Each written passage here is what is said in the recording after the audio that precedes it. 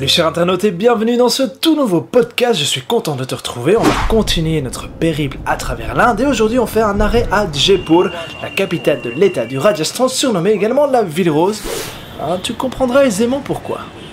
Alors autant te prévenir direct, on est bien dans une ville indienne, on retrouve donc cette profusion chaotique d'artisanat propre au pays, une merveilleuse confusion de couleurs, d'odeurs, de fantaisie, d'émotions et beaucoup, mais alors beaucoup de gens.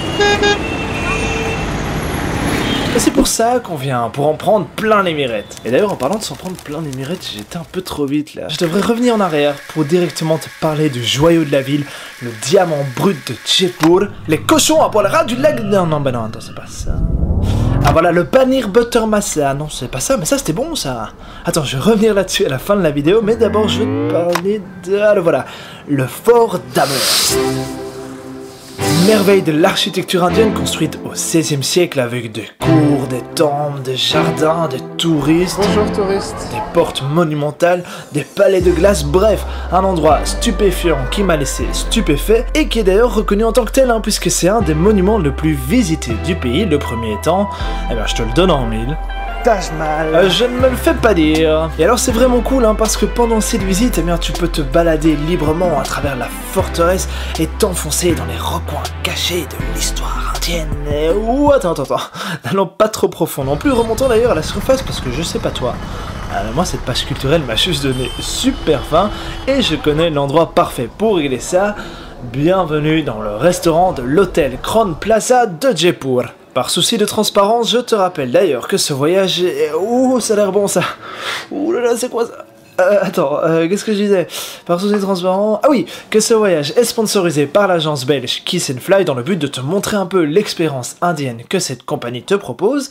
Et dans cette expérience est inclus une nuit au Crown Plaza, mais surtout mon ami, une après-midi au buffet libre de l'hôtel où tu peux goûter la haute cuisine indienne. Alors on part sur du paneer butter masala, sauce tomate crème avec du fromage, des poivrons, des épices, qui est encore meilleur avec du naan. C'est encore meilleur avec du naan. Oui, bah ça je viens de le dire, c'est donc ce fameux pain indien que je suis en train de manger là, qu'on appelle le naan. Je sais que je prononce ça super bien.